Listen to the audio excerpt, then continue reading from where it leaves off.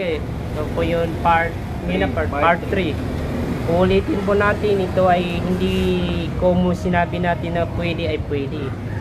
Ang pagsabi natin ng pwede upang ikaw ay makapag-explain sa kanila. Halimbawa, kapatid mo, pwede kang pumunta para naman mabigyan mo ng liwanag o paliwanag. Actually, lahat tayong mga Muslim alam natin yung bawal. Pero malay mo, sadyang hindi niya pa alam, di ba? Kung hindi niya pa alam na pwede mong puntaan yun at magsabi ka, magbigay ka ng mga short message o tadhkirian ay hindi gawain ng mga Muslim ang pag-birthday sa tuwing darating ang kaarawan ng tao.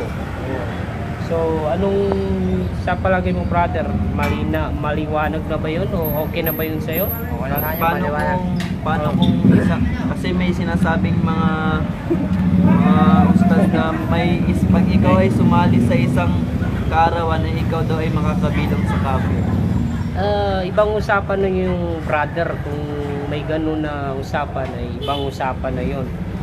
Actually, isa lang ang sinabi ni Prophet Muhammad sallallahu alaihi wasallam na makapir ang tao, walang iba kundi ang pag-iiwan ng sala. So, nawain natin, brother, na ang pagkakapir ay meron nito dalawang